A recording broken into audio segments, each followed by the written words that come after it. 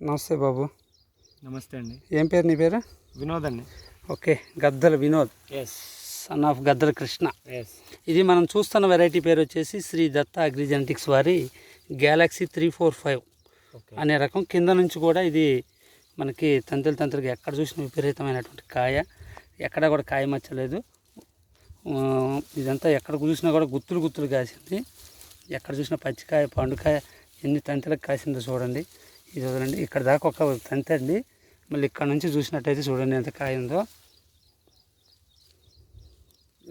ఎండిపోతున్నా కూడా చెట్టు మీద అది కాయ ఎక్కడ కూడా మచ్చ కానీ ఎటువంటి తేడా లేదు. కాయ మంచి కలర్ కలిగి ఉంది, బాగా చిక్కటి కాపు క్వాలిటీ. ఇప్పుడు కూడా మార్చి 10, ఇవాళ మార్చి 10 అయినా కూడా ఎక్కడ కూడా ఇదిగో చెక్కు చెదల్లో విపరీతంగా కాసి ఉంది. ఇది శ్రీ దత్త అగ్రిజెనెటిక్స్ వారి గ్యాలక్సీ 345 చూడండి ఎంత చిక్కటి కాపు.